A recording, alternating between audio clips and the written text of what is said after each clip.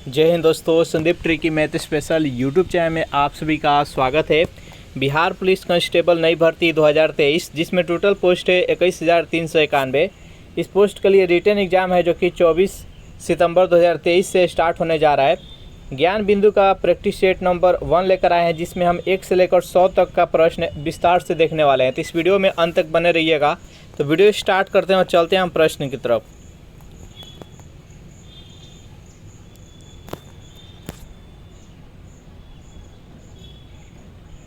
पहला प्रश्न है आपके सामने कि ऋग्वेद के किस मंडल में देवता सोम का उल्लेख है। चारों ऑप्शन देख लीजिए और बताइए यहाँ पर एक नंबर प्रश्न का सही आंसर क्या है। तो जो भी कैंडिडेट यहाँ पर ऑप्शन नंबर सी के साथ जा रहे हैं 9वें मंडल, बिल्कुल ही सही जवाब है। नेक्स्ट यहाँ पर सेकेंड प्रश्न है आपके सामने कि जैन धर्म के 23वें तीर्थकर कौन थे। चारों ऑप्शन देख लीजिए और बताइए यहाँ पर सेकेंड प्रश्न का सही आंसर क्या है। जैन धर्म के 23वें तीर्थकर कौन थे। जो भी कैंडिडेट यहाँ पर ऑप्शन नंबर सी के साथ जा रहे हैं पार्श्वनाथ बता रहे हैं, बिल्कुल ही सही जवाब है। जैन धर्म के पहले तीर्थकर कौन थे तो ऋषभ देव थे। उसके बाद से यहाँ पर महावीर जो दिया गया है ये 24वें तीर्थकर थे। वर्धमान महावीर अष्टनेमी थे जो कि 22वें तीर्थकर थे, याद रखिएगा। नेक्स्ट यहाँ पर तीन प्रश्न है आपके सामने, निम्न में से किस लेखों में अशोक का नाम अशोक मिलता है। चारों ऑप्शन देख लीजिए और बताइए यहाँ पर तीन प्रश्न का सही आंसर क्या है। तो तीन प्रश्न का जो भी कैंडिडेट यहाँ पर ऑप्शन नंबर डी के साथ जा रहे हैं यानी मास्की, गुर्जरा और उडेगोलम, बिल्कुल ही सही जवाब। इसका राइट आंसर है ऑप्शन नंबर डी। नेक्स्ट यहाँ पर 4 प्रश्न है आपके सामने, महमूद गजनी का सबसे चर्चित आक्रमण सोमनाथ मंदिर पर कब हुआ था। चारों ऑप्शन देख लीजिए और बताइए यहाँ पर 4 प्रश्न का सही आंसर क्या है। तो महमूद गजनी के द्वारा टोटल 17 बार आक्रमण किया गया था भारत पर, जिनमें से सबसे चर्चित जो आक्रमण था वो सोमनाथ मंदिर पर 1025 ईस्वी में आक्रमण किया था। पहला आक्रमण कब किए थे तो 1000 ईस्वी में। इस प्रश्न का राइट आंसर है ऑप्शन नंबर ए। नेक्स्ट यहाँ पर 5वां प्रश्न है आपके सामने कि हुमायूं द्वारा लड़े गए 4 प्रमुख युद्धों का सही क्रम क्या है। चारों ऑप्शन देख लीजिए और बताइए यहाँ पर 5वां प्रश्न का सही आंसर क्या है। तो हुमायूं द्वारा लड़े गए 4 प्रमुख युद्धों का सही क्रम है, इसका राइट आंसर हो जाएगा ऑप्शन नंबर ए, यानी सबसे पहले देवरा की युद्ध, उसके बाद चौसा 1539, उसके बाद बिलग्राम, उसके बाद सरहिंद। जो भी कैंडिडेट यहाँ पर ऑप्शन नंबर ए के साथ जा रहे हैं बिल्कुल ही सही जवाब है। नेक्स्ट यहाँ पर 6वां प्रश्न है आपके सामने कि राजस्व के निम्न दिए गए किन व्यवस्था के तहत सरकार और किसान के बीच कोई बिचौलिया वर्ग नहीं था। चारों ऑप्शन देख लीजिए और बताइए यहाँ पर 6वां प्रश्न का सही आंसर क्या है। तो 6वां प्रश्न का जो भी कैंडिडेट ऑप्शन नंबर सी के साथ जा रहे हैं रैयतबारी व्यवस्था, बिल्कुल ही सही जवाब है। इसका राइट आंसर है ऑप्शन नंबर सी। नेक्स्ट यहाँ पर 7वां प्रश्न है कि निम्न में से किस गवर्नर जनरल या वायसराय को एक अफगान शेर अली अफरीदी ने पोर्ट ब्लेयर में चाकू मारकर हत्या कर दिया था। चारों ऑप्शन देखिए और जल्दी से बताइए यहाँ पर 7वां प्रश्न का सही आंसर क्या है। तो लॉर्ड मियो को। जो भी कैंडिडेट यहाँ पर ऑप्शन नंबर बी के साथ जा रहे हैं बिल्कुल ही सही जवाब है। लॉर्ड मियो के टाइम में ही सर्वप्रथम भारत में पहली बार जनगणना हुआ था 1872 ईस्वी में, याद रखिएगा। नेक्स्ट क्वेश्चन देखते हैं यहाँ पर 8वां प्रश्न है कि 1857 की क्रांति से संबंधित में किस इतिहासकार का मत था कि वह राष्ट्रीय विद्रोह था। चारों ऑप्शन देख लीजिए और बताइए यहाँ पर 8वां प्रश्न का सही आंसर क्या है। जो भी कैंडिडेट यहाँ पर ऑप्शन नंबर डी के साथ जा रहे हैं डिजराइली, बिल्कुल ही सही जवाब है। नेक्स्ट यहाँ पर 9वां प्रश्न है, महाराष्ट्र के एक क्रांतिकारी पत्रिका काल का संपादन किसने किया था। चारों ऑप्शन देखिए और बताइए यहाँ पर 9वां प्रश्न का सही आंसर क्या है। तो जो भी कैंडिडेट यहाँ पर ऑप्शन नंबर ए के साथ जा रहे हैं परांजपे, बिल्कुल ही सही जवाब है। नेक्स्ट यहाँ पर 10वां प्रश्न है आपके सामने, निम्नलिखित में से कौन कैबिनेट मिशन के सदस्य नहीं थे। बताइए यहाँ पर 10वां प्रश्न का सही आंसर क्या। जो 1946 ईस्वी में कैबिनेट मिशन आया था इसमें कौन से सदस्य नहीं थे। टोटल इसमें 3 सदस्य थे, इसमें क्लीमेंट एटली नहीं थे। जो भी कैंडिडेट यहाँ पर ऑप्शन नंबर डी के साथ जा रहे हैं बिल्कुल ही सही जवाब है। 11वां प्रश्न है आपके सामने, असत्य मिलान चयन करें। इंडियन लीग शिशिर कुमार घोष, वेद व्यास, वेद समास आचार्य केशव चंद्र सेन, तत्वबोधनी सभा देवेंद्रनाथ ठाकुर और बालिका विद्यालय दादा भाई नौरोजी। इसमें असत्य कौन सा है तो बालिका विद्यालय दादा भाई नौरोजी। जो भी कैंडिडेट यहाँ पर ऑप्शन नंबर डी के साथ जा रहे हैं बिल्कुल ही सही जवाब है। नेक्स्ट यहाँ पर 12वां प्रश्न है, किस आयोग की सिफारिश पर लोक सेवा आयोग की गठन को अनुशंसा किया गया। चारों ऑप्शन देख लीजिए और बताइए यहाँ पर 12वां प्रश्न का सही आंसर क्या है। तो जो भी कैंडिडेट यहाँ पर ऑप्शन नंबर सी के साथ जा रहे हैं, ली आयोग बता रहे हैं, बिल्कुल ही सही जवाब। इसका राइट आंसर है ऑप्शन नंबर सी। नेक्स्ट यहाँ पर 13वां प्रश्न है आपके सामने, निम्न में से किसकी डेकामेरॉन प्रसिद्ध पुस्तक है। चारों ऑप्शन देखिए और बताइए यहाँ पर 13वां प्रश्न का सही आंसर क्या है। तो जो भी कैंडिडेट ऑप्शन नंबर बी के साथ जा रहे हैं, बोकेशियो, बिल्कुल ही सही जवाब है। सेशन आप लोग को अच्छा लग रहा है तो वीडियो को लाइक कर दीजिए, अपने दोस्तों के पास शेयर कर दीजिए। जो भी कैंडिडेट अभी तक इस चैनल को सब्सक्राइब नहीं किए होंगे तो चैनल को फटाफट सब्सक्राइब कर लीजिए। नेक्स्ट यहाँ पर 14वां प्रश्न है आपके सामने कि प्रथम विश्व युद्ध में निम्न में से कौन सा देश मित्र राष्ट्र में शामिल नहीं था। इंग्लैंड, जापान, फ्रांस और जर्मनी। बताइए यहाँ पर 14वां प्रश्न का सही आंसर क्या है। तो जो भी कैंडिडेट यहाँ पर ऑप्शन नंबर डी के साथ जा रहे हैं, जर्मनी बता रहे हैं, बिल्कुल ही सही जवाब है। जर्मनी था जो कि धुरी राष्ट्र से थे। नेक्स्ट यहाँ पर 15वां प्रश्न है कि विश्व ग्लोब का निर्माता किसे कहा जाता है। चारों ऑप्शन देखिए और बताइए यहाँ पर 15वां प्रश्न का सही आंसर क्या है। विश्व ग्लोब का निर्माता किसे कहा जाता है।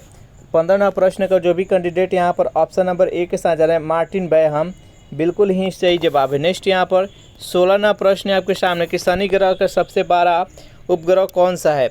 बताइए यहाँ पर 16वां प्रश्न का सही आंसर क्या है। शनि ग्रह का सबसे बड़ा उपग्रह कौन सा है। तो जो भी कैंडिडेट यहाँ पर ऑप्शन नंबर बी के साथ जा रहे हैं, टाइटन बता रहे हैं, बिल्कुल ही सही जवाब। इसका राइट आंसर है ऑप्शन नंबर बी। नेक्स्ट यहाँ पर 17वां प्रश्न है आपके सामने, निम्न में से कौन सा हिमालय काली और तीस्ता नदियों के मध्य पाया जाता है। बताइए यहाँ पर 17वां प्रश्न का सही आंसर क्या है। तो 17वां प्रश्न का जो भी कैंडिडेट यहाँ पर ऑप्शन नंबर सी के साथ जा रहे हैं, नेपाल हिमालय, बिल्कुल ही सही जवाब है। हिमालय को 4 हिमालय श्रेणी में बांटा गया है। पहला है पंजाब हिमालय, दूसरा का कुमायूं हिमालय, उसका नेपाल हिमालय, उसके बाद असम हिमालय। जो पंजाब हिमालय है ये सिंधु नदी से लेकर सतलज नदी के मध्य को पंजाब हिमालय कहा जाता है। उसको सतलज नदी से लेकर काली नदी के बीच को कुमायूं हिमालय कहा जाता है, और काली हिमालय से तीस्ता के बीच को नेपाल हिमालय कहा जाता है, और तीस्ता से लेकर दिहांग के बीच को असम हिमालय कहा जाता है। ये सब कुछ याद रखिएगा। नेक्स्ट यहाँ पर 18वां प्रश्न है आपके सामने, निम्न में से कौन सा दर्रा मुंबई एवं पुणे के बीच अवस्थित है। चारों ऑप्शन देख लीजिए और बताइए यहाँ पर 18वां प्रश्न का सही आंसर क्या है। तो जो भी कैंडिडेट यहाँ पर ऑप्शन नंबर बी के साथ जा रहे हैं, भोर घाट, बिल्कुल ही सही जवाब है। इसका राइट आंसर है ऑप्शन नंबर बी। भोर घाट और थाल घाट ये दोनों महाराष्ट्र में है, पाल घाट और सेनकोटा ये केरल में स्थित है। नेक्स्ट यहाँ पर 19वां प्रश्न है आपके सामने कि भारत का सबसे दक्षिणी बिंदु कौन सा है। यहाँ से 2 प्रश्न पूछा जाता है, एक मुख्य भूमि का सबसे दक्षिणी बिंदु और एक होता है भारत का सबसे दक्षिणी बिंदु। तो जब भी पूछा जाए कि सबसे दक्षिणी बिंदु कौन सा है तो इंदिरा पॉइंट हो जाएगा जो कि ग्रेट निकोबार में स्थित है। और नेक्स्ट एक पूछा जाता है मुख्य बिंदु का सबसे दक्षिणी, तो उसका केप के मोरिन हो जाएगा जो कि कन्याकुमारी में स्थित है, और सबसे उत्तरी बिंदु इंदिरा कौर। नेक्स्ट क्वेश्चन देखते हैं यहाँ पर 20वां प्रश्न है कि निम्न में से किस नदी का उद्गम बेरीनाग के समीप शेषनाग झील से होता है। झेलम नदी का, रावी नदी का, चिनाब नदी और सतलज नदी। बताइए यहाँ पर 20वां प्रश्न का सही आंसर क्या है। तो जो भी कैंडिडेट यहाँ पर ऑप्शन नंबर ए के साथ जा रहे हैं, झेलम नदी बता रहे हैं, बिल्कुल ही सही जवाब है। नेक्स्ट यहाँ पर 21वां प्रश्न है आपके सामने, निम्न में से कौन सा झील उत्तराखंड में अवस्थित नहीं है। बताइए यहाँ पर सातताल झील, राकसताल झील, देवताल झील और चंद्रताल झील। बताइए यहाँ पर 21वां प्रश्न का सही आंसर क्या है। तो चंद्रताल झील नहीं है। जो भी कैंडिडेट यहाँ पर ऑप्शन नंबर डी के साथ जा रहे हैं, बिल्कुल ही सही जवाब है। 22वां प्रश्न है आपके सामने कि ग्रीष्म ऋतु में चलने वाली आर्द्र हवाओं को किस राज्य में आम्र वर्षा के नाम से जाना जाता है। पूर्वी भारत में, कर्नाटक में, केरल में और बंगाल में। बताइए यहाँ पर 22वां प्रश्न का सही आंसर क्या है। तो जो भी कैंडिडेट यहाँ पर ऑप्शन नंबर सी के साथ जा रहे हैं, केरल बता रहे हैं, बिल्कुल ही सही जवाब है। नेक्स्ट यहाँ पर 23वां प्रश्न है कि निम्न में से किस क्रांति का संबंध मसाला उत्पादन से है। गुलाबी क्रांति, बादामी क्रांति, खाकी क्रांति और अमृत क्रांति। बताइए यहाँ पर 23वां प्रश्न का सही आंसर क्या है। तो जो भी कैंडिडेट यहाँ पर ऑप्शन नंबर बी के साथ जा रहे हैं, बिल्कुल ही सही जवाब है। नेक्स्ट यहाँ पर 24वां प्रश्न है कि निम्न में से किस उद्योग को विकास उद्योग के नाम से जाना जाता है। चारों ऑप्शन देखिए और बताइए यहाँ पर 24वां प्रश्न का सही आंसर क्या है। तो जो भी कैंडिडेट यहाँ पर ऑप्शन नंबर बी के साथ जा रहे हैं, मोटर गाड़ी उद्योग, बिल्कुल ही सही जवाब है। नेक्स्ट यहाँ पर 25वां प्रश्न है कि 2011 के जनगणना के अनुसार सर्वाधिक साक्षरता वाला केंद्र शासित प्रदेश कौन सा है। जल्दी से बताइए, चारों ऑप्शन देखिए और बताइए इस प्रश्न का सही आंसर क्या है। तो 2011 के जनगणना के अनुसार सर्वाधिक साक्षरता वाला केंद्र शासित प्रदेश कौन सा है। तो जो भी कैंडिडेट यहाँ पर ऑप्शन नंबर ए के साथ जा रहे हैं लक्षद्वीप बता रहे हैं, बिल्कुल ही सही जवाब है। अगर राज्य की बात की जाए तो सबसे अधिक साक्षर कौन सा राज्य है, तो केरला है। नेक्स्ट यहाँ पर 26वां प्रश्न है, संयुक्त राष्ट्र पर्यावरण कार्यक्रम का मुख्यालय कहाँ स्थित है। बताइए यहाँ पर 26वां प्रश्न का सही आंसर क्या है। तो नैरोबी में। जो भी कैंडिडेट यहाँ पर ऑप्शन नंबर बी के साथ जा रहे हैं, बिल्कुल ही सही जवाब है। नेक्स्ट यहाँ पर 27वां प्रश्न है, निम्न में से कौन सा जैविक और अजैविक संगठकों के मध्य बिचौलिया का कार्य करता है। उत्पादक, प्राथमिक उपभोक्ता, द्वितीयक उपभोक्ता और तृतीय उपभोक्ता। बताइए यहाँ पर 27वां प्रश्न का सही आंसर क्या है। तो उत्पादक। जो भी कैंडिडेट यहाँ पर ऑप्शन नंबर ए के साथ जा रहे हैं, बिल्कुल ही सही जवाब है। नेक्स्ट यहाँ पर 28वां प्रश्न है आपके सामने, संविधान सभा की प्रमुख समितियां में से किस समिति के अध्यक्ष डॉक्टर भीमराव अंबेडकर थे। संचालन समिति, प्रांतीय संविधान समिति, प्रारूप समिति और संघीय संविधान समिति। बताइए यहाँ पर 28वां प्रश्न का सही आंसर क्या है। तो 28वां प्रश्न का जो भी कैंडिडेट ऑप्शन नंबर सी के साथ जाना है, प्रारूप समिति, बिल्कुल ही सही जवाब है। नेक्स्ट यहाँ पर 29वां प्रश्न है आपके सामने, कैबिनेट मिशन के प्रस्ताव पर गठित अंतरिम मंत्रिमंडल के शिक्षा मंत्री कौन था। बताइए यहाँ पर 29वां प्रश्न का सही आंसर क्या है। तो सिराज गोपालाचारी। जो भी कैंडिडेट यहाँ पर ऑप्शन नंबर सी के साथ जा रहे हैं, बिल्कुल ही सही जवाब है। नेक्स्ट यहाँ पर 30वां प्रश्न है कि भारतीय संविधान में राज्यपाल की नियुक्ति संबंधित प्रक्रिया कहाँ से लिया गया है। बताइए यहाँ पर 30वां प्रश्न का सही आंसर क्या है। तो कनाडा से। जो भी कैंडिडेट यहाँ पर ऑप्शन नंबर ए के साथ जा रहे हैं, बिल्कुल ही सही जवाब है। नेक्स्ट यहाँ पर 31वां प्रश्न है आपके सामने कि निम्न में से कौन से राज्य छठी अनुसूची में शामिल नहीं है। तो देखिए, छठी अनुसूची में 4 राज्यों के बारे में बात की गई है, असम, मेघालय, त्रिपुरा और मिजोरम। यहाँ पर मणिपुर की बात नहीं की गई है, तो इसका राइट आंसर है ऑप्शन नंबर सी। नेक्स्ट यहाँ पर 32वां प्रश्न है आपके सामने कि निम्न में से किस राज्य का गठन वर्ष 1987 ईस्वी में नहीं हुआ था। मिजोरम का, मेघालय का, अरुणाचल प्रदेश का और गोवा का। बताइए यहाँ पर 32वां प्रश्न का सही आंसर क्या है। तो मेघालय का नहीं हुआ था। जो भी कैंडिडेट यहाँ पर ऑप्शन नंबर बी के साथ जा रहे हैं, बिल्कुल ही सही जवाब है। नेक्स्ट यहाँ पर 33वां प्रश्न है आपके सामने, किस नागरिक संशोधन अधिनियम के तहत माता के नागरिकता के आधार पर विदेश में जन्म लेने वाले को नागरिकता प्रदान करने का प्रावधान किया गया। 1955, 1992, 2003 और 2005। बताइए यहाँ पर 33वां प्रश्न का सही आंसर क्या है। तो 33वां प्रश्न का जो भी कैंडिडेट यहाँ पर ऑप्शन नंबर बी के साथ जा रहे हैं, 1992 बता रहे हैं, बिल्कुल ही सही जवाब है। नेक्स्ट यहाँ पर 34वां प्रश्न है कि भारतीय संविधान के किस अनुच्छेद के तहत कुटीर उद्योग का प्रोत्साहन की चर्चा की गई है। अनुच्छेद 47, 43, 48 और 51। बताइए यहाँ पर 34वां प्रश्न का सही आंसर क्या है। तो अनुच्छेद 43। जो भी कैंडिडेट यहाँ पर ऑप्शन नंबर बी के साथ जा रहे हैं, बिल्कुल ही सही जवाब है।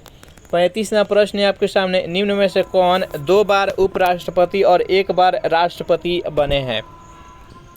चारों ऑप्शन देखिए और बताइए यहाँ पर इस प्रश्न का सही आंसर क्या है। इनमें से कौन 2 बार उपराष्ट्रपति और 1 बार राष्ट्रपति बने हैं। तो डॉक्टर सर्वपल्ली राधाकृष्णन। जब डॉक्टर इंद्र प्रसाद राष्ट्रपति लगातार 2 बार थे, तो उस टाइम ये उपराष्ट्रपति थे लगातार 2 बार, और डॉक्टर इंद्र प्रसाद के हटने के बाद राष्ट्रपति डॉक्टर सर्वपल्ली राधाकृष्णन बने थे।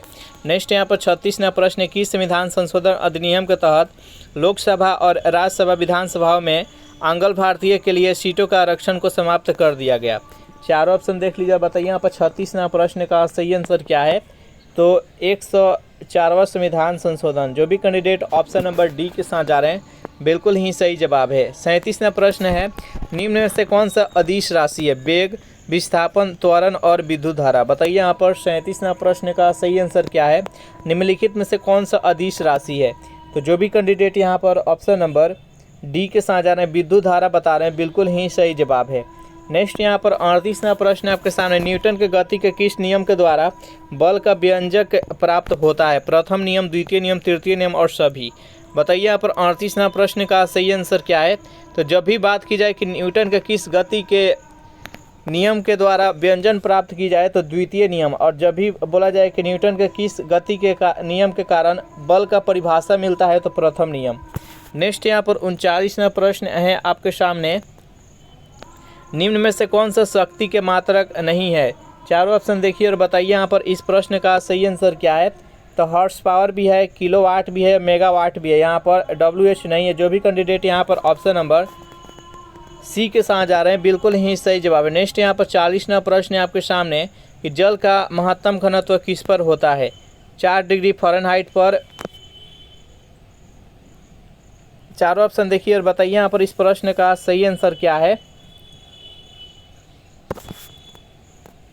तो जो भी कैंडिडेट यहाँ पर ऑप्शन नंबर बी के साथ जा रहे हैं 39.2 डिग्री फ़ारेनहाइट। जब भी पूछा जाए कि सेल्सियस में कितना होता है तो सेल्सियस में 4 डिग्री सेल्सियस 4 डिग्री सेल्सियस पर अधिकतम घनत्व होता है और फ़ारेनहाइट में कितना होता है तो 39.2 डिग्री फ़ारेनहाइट।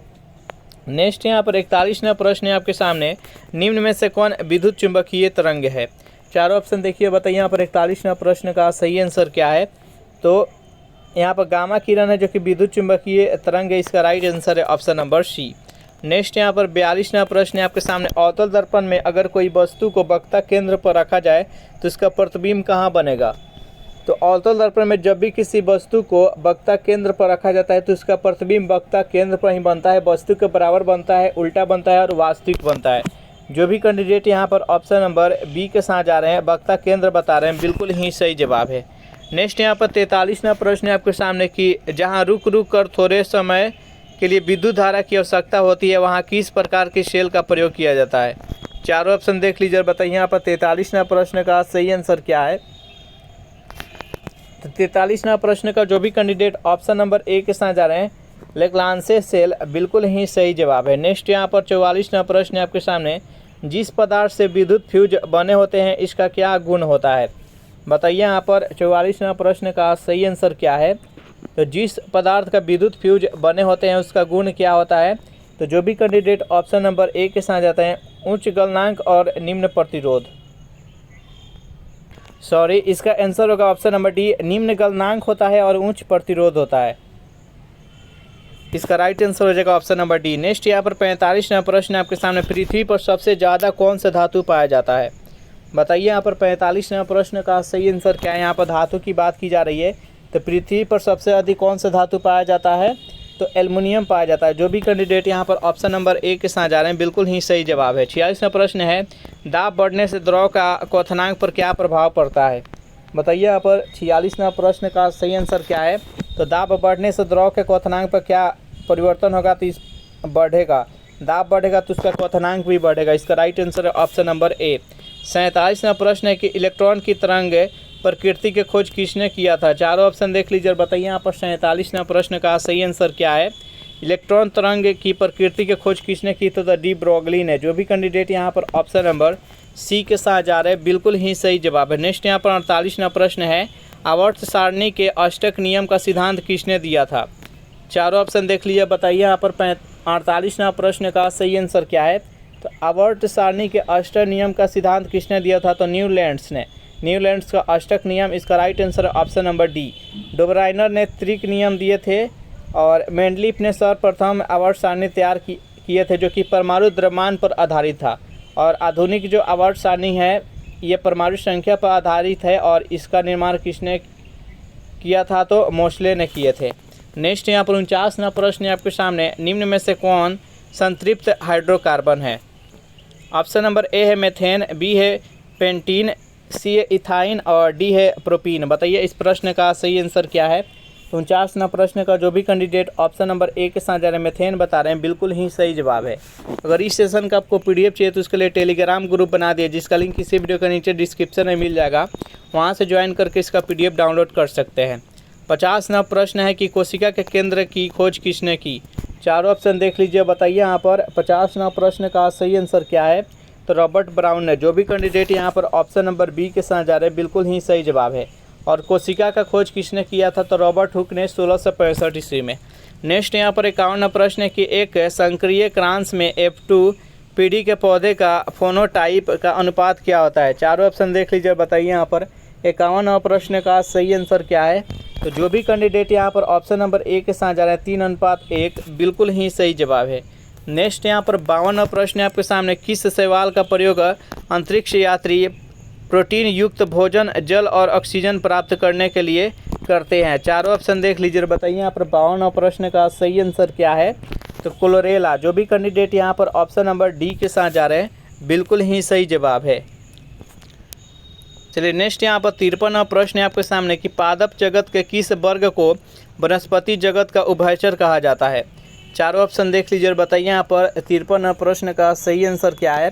तो जो भी कैंडिडेट यहाँ पर ऑप्शन नंबर बी के साथ जा रहे हैं ब्रायोफाइटा बिल्कुल ही सही जवाब है। नेक्स्ट यहाँ पर 54वां प्रश्न है आपके सामने पपीता का खाने योग्य भाग कौन सा होता है। चारों ऑप्शन देखिए बताइए यहाँ पर 54वां प्रश्न का सही आंसर क्या है। तो पपीता का कौन सा भाग खाने योग्य होता है। तो मध्य फल भित्ति। जो भी कैंडिडेट यहाँ पर ऑप्शन नंबर बी के साथ जा रहे हैं बिल्कुल ही सही जवाब है। नेक्स्ट यहाँ पर 55वां प्रश्न है निम्न में से किस पादप ऊतक द्वारा पौधे को दृढ़ता या मजबूती प्रदान किया जाता है। चारों ऑप्शन देख लीजिए बताइए यहाँ पर 55वां प्रश्न का सही आंसर क्या है। किस ऊतक के द्वारा पौधे को दृढ़ता और मजबूती प्रदान की जाती है। जो भी कैंडिडेट यहाँ पर ऑप्शन नंबर सी के साथ जा रहे हैं स्क्लेरेंकाइमा बिल्कुल ही सही जवाब है। नेक्स्ट यहाँ पर 56वां प्रश्न है निम्न में से किस वर्ग के जंतु समतापी होते हैं। चारों ऑप्शन देखिए बताइए यहाँ पर 56वां प्रश्न का सही आंसर क्या है। किस वर्ग के जंतु समतापी होते हैं। जो भी कैंडिडेट यहाँ पर ऑप्शन नंबर डी के साथ जा रहे हैं पक्षी वर्ग बिल्कुल ही सही जवाब है। नेक्स्ट यहाँ पर 57वां प्रश्न है निम्न में से किस एंजाइम का स्रावन अग्नाशय से नहीं होता है। ट्रिप्सिन का, एमाइलेज का, लाइपेज का, इरेप्सिन का। बताइए यहाँ पर 57वां प्रश्न का सही आंसर क्या है। निम्न में से किस एंजाइम का स्रावन अग्नाशय के द्वारा नहीं होता है। तो 57वां प्रश्न का जो भी कैंडिडेट ऑप्शन नंबर डी के साथ जा रहे हैं इरेप्सिन बता रहे हैं बिल्कुल ही सही जवाब है। नेक्स्ट यहाँ पर 58वां प्रश्न है आपके सामने शरीर को संतुलन बनाए रखने की कार्य मस्तिष्क के किस भाग का है। चारों ऑप्शन देखिए बताइए यहाँ पर 58वां प्रश्न का सही आंसर क्या है। तो सेरेबेलम का। जो भी कैंडिडेट यहाँ पर ऑप्शन नंबर बी के साथ जा रहे हैं बिल्कुल ही सही जवाब है। चलिए नेक्स्ट यहाँ पर 59वां प्रश्न है आपके सामने किस पंचवर्षीय योजना का मुख्य उद्देश्य था गरीबी उन्मूलन तथा आत्मनिर्भरता। प्रथम, द्वितीय, चतुर्थ और पाँचवीं। बताइए यहाँ पर 59वां प्रश्न का सही आंसर क्या है। 59वां प्रश्न का जो भी कैंडिडेट यहाँ पर ऑप्शन नंबर डी के साथ जा रहे हैं पाँचवीं पंचवर्षीय योजना बता रहे हैं बिल्कुल ही सही जवाब है। नेक्स्ट यहाँ पर 60वां प्रश्न है आपके सामने राष्ट्रीय नियोजन समिति का गठन कब किया गया था। चारों ऑप्शन देखिए बताइए यहाँ पर 60वां प्रश्न का सही आंसर क्या है। राष्ट्रीय नियोजन समिति का गठन कब किया गया था। 60वां प्रश्न का जो भी कैंडिडेट ऑप्शन नंबर डी के साथ जा रहे हैं 1938 बता रहे हैं बिल्कुल ही सही जवाब है। चलिए नेक्स्ट यहाँ पर 61वां प्रश्न है आपके सामने भारतीय रिजर्व बैंक की स्थापना किस आयोग की सिफारिश पर किया गया। चारों ऑप्शन देख लीजिए बताइए यहाँ पर 61वां प्रश्न का सही आंसर क्या है। भारतीय रिजर्व बैंक की स्थापना किस आयोग के सिफारिश पर किया गया। तो CD देशमुख आयोग। जो भी हिल्टन यंग आयोग। जो भी कैंडिडेट यहाँ पर ऑप्शन नंबर सी के साथ जा रहे हैं बिल्कुल ही सही जवाब है। नेक्स्ट यहाँ पर 62वां प्रश्न आपके सामने निम्न में से कौन सा प्रत्यक्ष कर है। सीमा शुल्क, केंद्रीय उत्पादक शुल्क, केंद्रीय बिक्री कर और संपत्ति कर। बताइए यहाँ पर 62वां प्रश्न का सही आंसर क्या है। तो यहाँ पर प्रत्यक्ष कर की बात की जा रही है जो इसमें आदमी जरूर जो व्यक्ति होता है डायरेक्ट टैक्स देता है। तो संपत्ति कर, इनकम टैक्स। जो भी कैंडिडेट यहाँ पर ऑप्शन नंबर डी के साथ जा रहे हैं बिल्कुल ही सही जवाब है। नेक्स्ट यहाँ पर 63वां प्रश्न है निम्न में से किस समिति का संबंध प्रतिभूति घोटाला से है। चारों ऑप्शन देख लीजिए और बताइए इस प्रश्न का सही आंसर क्या है। तो 63वां प्रश्न का जो भी कैंडिडेट ऑप्शन नंबर बी के साथ जा रहे हैं जानकी रमन समिति बिल्कुल ही सही जवाब है। नेक्स्ट यहाँ पर 64वां प्रश्न है निम्न में से प्रेम वाटिका पुस्तक के लेखक कौन है। चारों ऑप्शन देख लीजिए बताइए यहाँ पर 64वां प्रश्न का सही आंसर क्या है। तो 64वां प्रश्न का जो भी कैंडिडेट ऑप्शन नंबर सी के साथ जा रहे हैं रसखान बता रहे हैं बिल्कुल ही सही जवाब है। नेक्स्ट यहाँ पर 65वां प्रश्न है अंतर्राष्ट्रीय परमाणु ऊर्जा एजेंसी का मुख्यालय कहाँ स्थित है। वियना में, बगदाद में, लुसाने में, इंग्लैंड में। बताइए यहाँ पर 65वां प्रश्न का सही आंसर के अंतर्राष्ट्रीय परमाणु ऊर्जा एजेंसी का मुख्यालय कहाँ है। तो 65वां प्रश्न का जो भी कैंडिडेट ऑप्शन नंबर ए के साथ जा रहे हैं वियना बता रहे हैं बिल्कुल ही सही जवाब है। नेक्स्ट यहाँ पर 66वां प्रश्न है रमन मैग्सेसे अवार्ड पाने वाला प्रथम भारतीय कौन था। बताइए यहाँ पर 66वां प्रश्न का सही आंसर क्या है। रमन मैग्सेसे अवार्ड पाने वाला प्रथम भारतीय कौन था। 66वां प्रश्न का जो भी कैंडिडेट ऑप्शन नंबर डी के साथ आचार्य विनोबा भावे बिल्कुल ही सही जवाब है। नेक्स्ट यहाँ पर 67वां प्रश्न है आपके सामने निम्न में यूनाइटेड किंगडम का राष्ट्रीय पशु या पक्षी कौन सा है? बताइए यहाँ पर 67वां प्रश्न का सही आंसर क्या है? तो रॉबिन रेडब्रेस्ट। जो भी कैंडिडेट यहाँ पर ऑप्शन नंबर सी के साथ जा रहे हैं बिल्कुल ही सही जवाब है। नेक्स्ट यहाँ पर 68वां प्रश्न है आपके सामने, निम्न में से विश्व एड्स दिवस किस तिथि को मनाया जाता है? बताइए यहाँ पर 68वां प्रश्न का सही आंसर क्या है?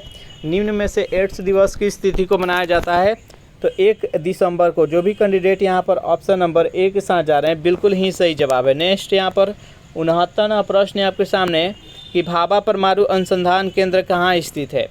बताइए यहाँ पर 69वां प्रश्न का सही आंसर क्या है? तो ट्राम्बे में। जो भी कैंडिडेट यहाँ पर ऑप्शन नंबर बी के साथ जा रहे हैं बिल्कुल ही सही जवाब है। नेक्स्ट यहाँ पर 70वां प्रश्न है आपके सामने, बिस्मिल्लाह खां का संबंध किस वाद्य यंत्र से है?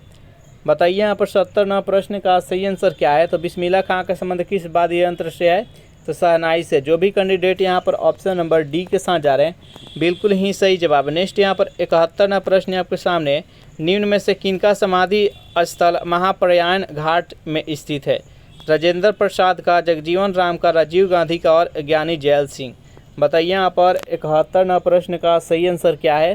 तो राजेंद्र प्रसाद का। जो भी कैंडिडेट यहाँ पर ऑप्शन नंबर ए के साथ जा रहे हैं बिल्कुल ही सही जवाब है। नेक्स्ट यहाँ पर 72वां प्रश्न है आपके सामने, निम्नलिखित में से किस खिलाड़ी को लाइटनिंग किंड के उपनाम से जाना जाता है? चारों ऑप्शन देख लीजिए। बताइए यहाँ पर 72वां प्रश्न का सही आंसर क्या है? तो मैरी कॉम को। जो भी कैंडिडेट यहाँ पर ऑप्शन नंबर डी के साथ जा रहे हैं बिल्कुल ही सही जवाब है। नेक्स्ट यहाँ पर 73वां प्रश्न है आपके सामने, नेशनल डिफेंस एकेडमी का मुख्यालय किस स्थान पर है? नई दिल्ली, विलिंगटन, देहरादून और खड़गवासला। बताइए यहाँ पर 73वां प्रश्न का सही आंसर क्या है? तो 73वां प्रश्न का जो भी कैंडिडेट यहाँ पर ऑप्शन नंबर बी के साथ जा रहे हैं विलिंगटन बता रहे हैं बिल्कुल ही सही जवाब है। नेक्स्ट यहाँ पर 74वां प्रश्न है आपके सामने, किस ऑपरेशन के तहत भारत ने भूकंप प्रभावित क्षेत्र तुर्की और सीरिया को मानवीय सहायता प्रदान की? चारों ऑप्शन देख लीजिए। बताइए यहाँ पर 74वां प्रश्न का सही आंसर क्या है? तो जो भी कैंडिडेट यहाँ पर ऑप्शन नंबर ए के साथ जा रहे हैं ऑपरेशन दोस्त बिल्कुल ही सही जवाब है। नेक्स्ट यहाँ पर 75वां प्रश्न है कि हाल ही में T20 अंतर्राष्ट्रीय में 100 विकेट की उपलब्धि हासिल करने वाली पहली भारतीय महिला क्रिकेटर कौन बनी? चारों ऑप्शन देख लीजिए और बताइए यहाँ पर 75वां प्रश्न का सही आंसर क्या है? तो जो भी कैंडिडेट यहाँ पर ऑप्शन नंबर ए के साथ जा रहे हैं दीप्ति शर्मा बता रहे हैं बिल्कुल ही सही जवाब है। नेक्स्ट यहाँ पर 76वां प्रश्न है, डॉक्टर भीमराव अंबेडकर की 131वीं जयंती के अवसर पर डैश में 70 फुट ऊंची प्रतिमा स्टैचू ऑफ नॉलेज का अनावरण किया गया। चारों ऑप्शन देख लीजिए और बताइए यहाँ पर 76वां प्रश्न का सही आंसर क्या है? तो लातूर जो कि महाराष्ट्र में स्थित है। जो भी कैंडिडेट यहाँ पर ऑप्शन नंबर डी के साथ जा रहे हैं बिल्कुल ही सही जवाब है। नेक्स्ट यहाँ पर 77वां प्रश्न है आपके सामने, किस राज्य में भारत अफगानिस्तान द्विवार्षिक सैन्य अभ्यास से दोस्तली के 2023 का आयोजन किया गया? चारों ऑप्शन देख लीजिए और बताइए यहाँ पर 77वां प्रश्न का सही आंसर क्या है? तो उत्तराखंड में। जो भी कैंडिडेट यहाँ पर ऑप्शन नंबर डी के साथ जा रहे हैं बिल्कुल ही सही जवाब है।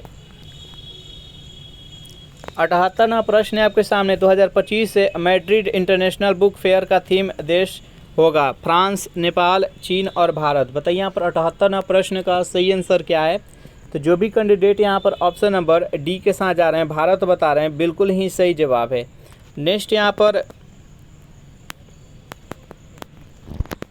79वां प्रश्न है आपके सामने, यहाँ से मैथ्स का प्रश्न शुरू होता है। दो क्रमागत समपूर्णांकों के वर्गों का अंतर निम्नलिखित में से किसकी संख्या से पूर्णतः विभक्त होगा हमेशा? बताइए यहाँ पर 79वां प्रश्न का सही आंसर क्या है? तो हम इसको एग्जाम्पल के तौर पर समझते हैं। मान लेते हैं कि एक संख्या कितना है? तो 4 है और दूसरी कितना है? तो 6 है। क्रमागत है, यहाँ पर समपूर्णांक है और इसका 4 का स्क्वायर करेंगे तो कितना हो जाएगा?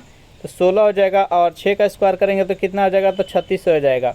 तो यहाँ पर इसका अंतर कितना हो जाएगा? तो अंतर 20 हो जाएगा। तो इसको 20 किससे कटेगा? ना 3 से कटेगा, ना 6 से, ना 7 से, 4 से कटेगा।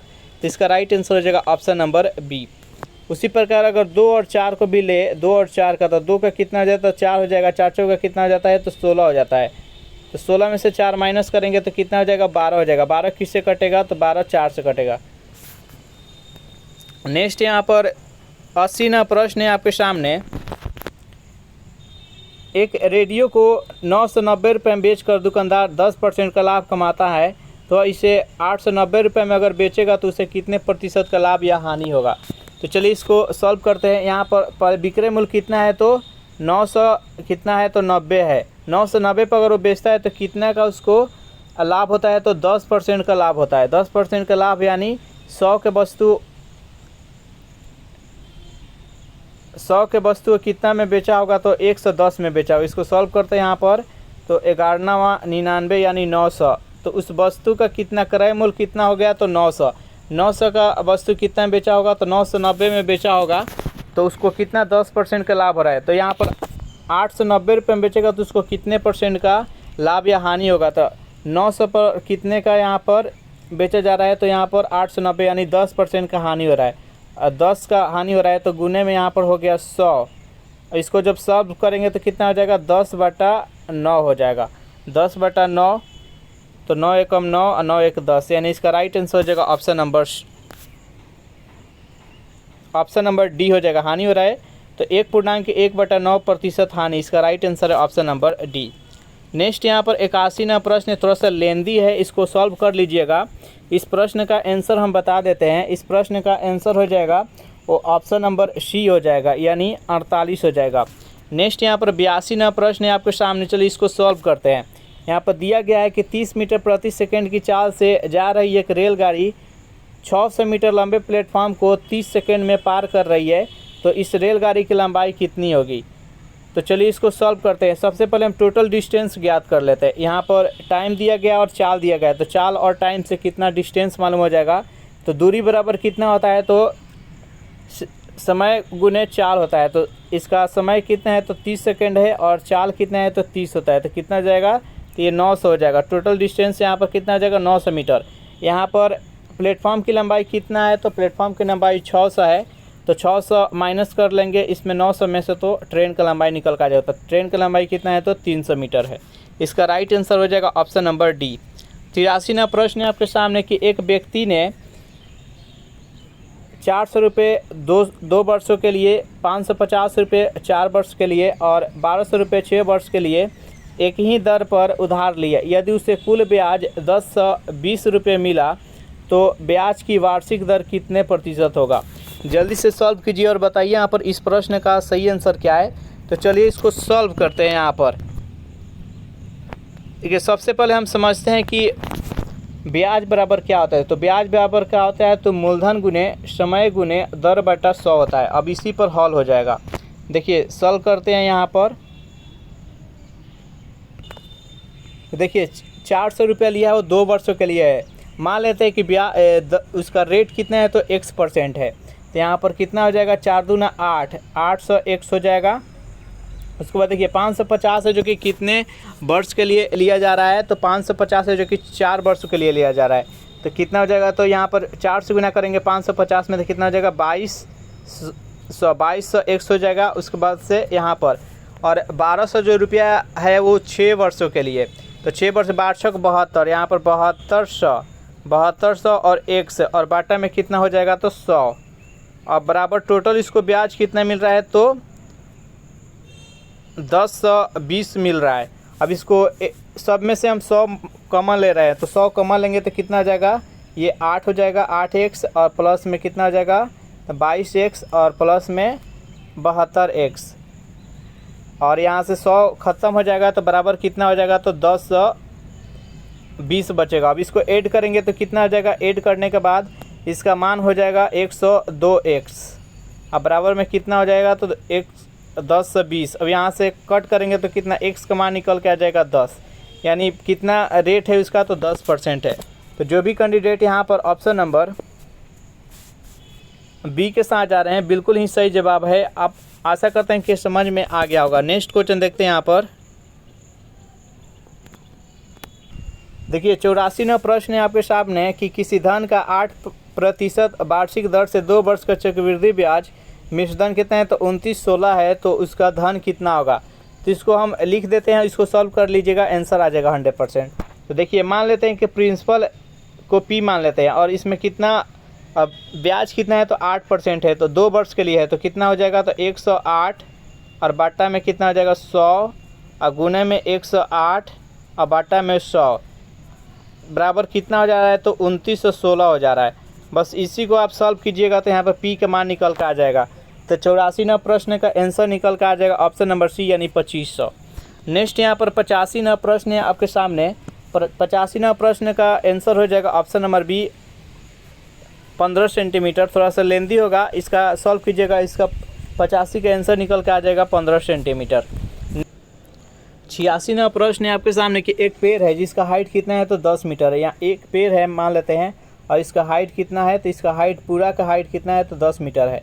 और आंधी आने के बाद से ये टूट कर और यहाँ पर इस प्रकार से गिरता है, इसके बीच का एंगल कितना हो जाता है, तो 60 डिग्री हो जाता है।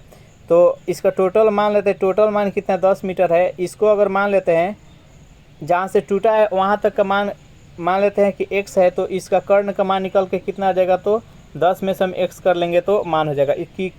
इसका मान क्या ज्ञात करना है, तो कितना ऊंचाई से टूटा हुआ है, यानी ये x का मान ज्ञात करना है। तो x का मान कैसे ज्ञात करेंगे, तो देखिए लंब थीटा के सामने वाला जो भुजा होता है उसको लंब कहते हैं। तो लंब और ये क्या है, कर्ण है। तो साइन 60 डिग्री, साइन 60 डिग्री के मान से यहाँ पर निकल जाएगा साइन 60 डिग्री बराबर कितना हो जाएगा, लंब कितना है, x है, और इसका कर्ण कितना है, तो 10 माइनस x है।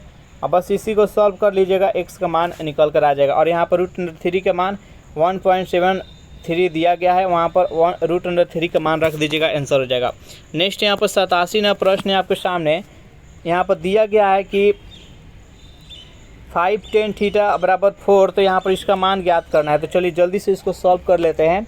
यहाँ पर tan थीटा का मान कितना दिया गया है, तो tan थीटा का मान दिया गया है यहाँ पर 4/5। और tan थीटा बराबर क्या होता है, tan थीटा बराबर होता है साइन बटा कॉस होता है, साइन थीटा बटा में कॉस थीटा। और इसका मान कितना दिया गया है, तो 4/5। तो जहाँ जहाँ साइन है वहाँ हम 4 रख देंगे, और जहाँ जहाँ कॉस है वहाँ पर 5 रख देंगे, आंसर हो जाएगा। तो चलिए इसको रखते हैं यहाँ पर। तो कितना हो जाएगा, 5 और गुने 5 और 4, पाँचों का कितना हो जाएगा 20, और माइनस में 5 यहीं 15, और बाटा में पाँचों का 20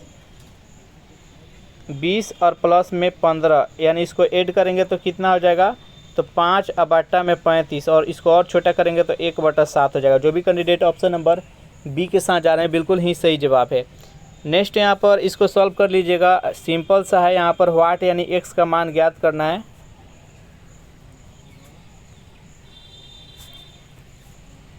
और नेक्स्ट यहाँ से रीजनिंग का प्रश्न है आपके सामने। देखिए इसमें क्या लॉजिक है, जल्दी से बताइए। यहाँ पर जो वाट दिया गया इसका आंसर क्या होगा। तो चलिए इसको सॉल्व करते हैं। यहाँ पर देखिए 7 से पहले क्या होता है, तो 6 होता है। 6 का स्क्वायर यहाँ पर किया गया 36। यहाँ पर है कितना 16 से पहले क्या होता है, तो 15 का स्क्वायर होता है 225। यहाँ पर है 21 से पहले क्या होता है, तो 20 होता है। 20 का स्क्वायर कितना होता है 400। तो इसका राइट आंसर है ऑप्शन नंबर डी। नेक्स्ट यहाँ पर 90वां प्रश्न है आपके सामने। एक निश्चित कूट भाषा में एप्पल को यहाँ पर 25 लिखा गया है और जूनियर को 36 लिखा गया है। तो यहाँ पर पैकेज को क्या लिखा जाएगा, जल्दी से बताइए। यहाँ पर 90वां प्रश्न का सही आंसर क्या है। देखिए एप्पल में कितने लेटर है, तो यहाँ पर APPLE यानी 5 का स्क्वायर कितना 25 होता है। जूनियर में कितना लेटर है, यहाँ पर 6 का स्क्वायर यानी 36। और पैकेज में देख लें 1 2 3 4 5 6 7 को लेटर है, तो 7 का स्क्वायर कितना 49। इसका राइट आंसर है ऑप्शन नंबर बी। नेक्स्ट यहाँ पर 91वां प्रश्न है आपके सामने। एक निश्चित कूट भाषा में सेंट को लिखा गया है, इस प्रकार से लिखा गया है। तो यहाँ पर वेंडर को किस प्रकार से लिखा जाता है, तो इसको 3 गो में इसको बना लेते हैं, और 3 गो बनाने के बाद से यहाँ पर आंसर निकल के आ जाएगा। तो देखिए ACC लिखा गया है, तो यहाँ पर बीच वाले को वहीं पर रखा गया और दोनों को आगे पीछे वाले को पलट दिया गया है। A के स्थान पर C आ गया, C के जगह पर A आ गया। फिर देखिए लास्ट वाला ENT लिखा है, इसको कैसे N बीच वाला बीच वहीं पर रह गया, और T को E पर कर दिया गया और E को T पर कर दिया गया। उसी प्रकार इसको रखते हैं, E को बीच में रखेंगे और N को शुरू में कर देंगे और V को लास्ट में। फिर इसको 3 को देखते हैं यहाँ पर, तो O को बीच में रखेंगे, R को पहले कर देंगे और D को लास्ट में कर देंगे। तो NEVROD इसका राइट आंसर है ऑप्शन नंबर बी।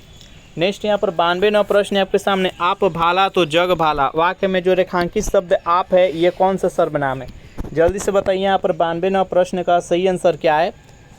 तो निजवाचक है। जो भी कैंडिडेट यहाँ पर ऑप्शन नंबर बी के साथ जा रहे हैं बिल्कुल ही सही जवाब है। नेक्स्ट यहाँ पर 93वां प्रश्न है आपके सामने।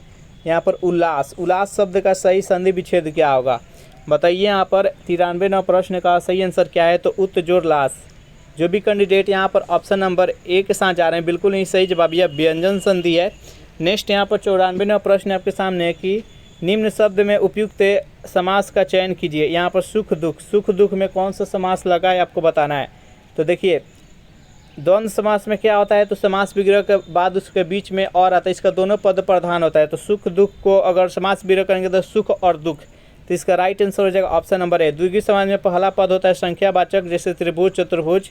अव्ययी भाव में क्या होता है, इसका पहला पद होता है जो कि अव्यय होता है, जैसे यथासंभव। और यहाँ पर कर्मधारय में इसमें उपमा उपमेय विशेषण विशेष से रहता है, जैसे चंद्रमुख। नेक्स्ट यहाँ पर 95वां प्रश्न आपके सामने कि कलेजे पर सांप लौटना मुहावरे का अर्थ बताना है। बताइए यहाँ पर 95वां प्रश्न का सही आंसर क्या है। तो कलेजे पर सांप लौटना का मुहावरे का अर्थ होता है ईर्ष्या से जल उठना। जो भी कैंडिडेट यहाँ पर ऑप्शन नंबर बी के साथ जा रहे हैं बिल्कुल ही सही जवाब है। यहाँ पर आइटम से फ्रेज से क्वेश्चन है to have an itchings palms, इसका अर्थ क्या होता है, तो to be greedy for money. इसका राइट आंसर है ऑप्शन नंबर डी। यहाँ पर वन वर्ड बताना है, नहीं यहाँ पर अपोजिट बताना है, अपोजिट। सब्सट्रैक्टेड का यहाँ पर अपोजिट बताना है, तो इसका हो जाएगा अनजर्न। जो भी कैंडिडेट यहाँ पर ऑप्शन नंबर 97 के आंसर हो जाएगा ऑप्शन नंबर बी। यहाँ पर क्या बताना है, तो सेम वर्ड यानी साइनोनिम्स बताना है। एक्सप्लिसिट को यहाँ पर साइनोनिम्स बताना है, तो इसका हो जाएगा स्पेसिफिक। इसका आंसर हो जाएगा 98 का हो जाएगा डी। नेक्स्ट यहाँ पर वन वर्ड बताना है, ये house word shelter for a dog, जहाँ पर कुत्ते को रखा जाता है उसको क्या बोलते हैं, उस घर को क्या बोलते हैं, तो केनल बोला जाता है। इसका राइट आंसर है ऑप्शन नंबर ए। यहाँ पर आपको भरना है, रिक्त स्थान को भरना है, तो यहाँ पर ए पेयर ऑफ इरेशियन जॉर्ज, यहाँ पर फ्लू भरा जाएगा। इसका आंसर है ऑप्शन नंबर सी। तो इस प्रकार से हम 1 से लेकर 100 तक का प्रश्न देख चुके हैं। आप लोग को वीडियो कैसा लगा जरूर कमेंट करके बताइएगा। इसी प्रकार लगातार इसका सेट आएगा ज्ञान बिंदु का। तो वीडियो आप लोग को अच्छा लगा हो तो वीडियो को लाइक कर दीजिए, अपने दोस्तों के पास शेयर कर दीजिए। जो भी कैंडिडेट अभी तक इस चैनल को सब्सक्राइब नहीं किए होंगे तो चैनल को फटाफट सब्सक्राइब कर लीजिए। Thanks for watching this video. मिलते हैं नेक्स्ट वीडियो में।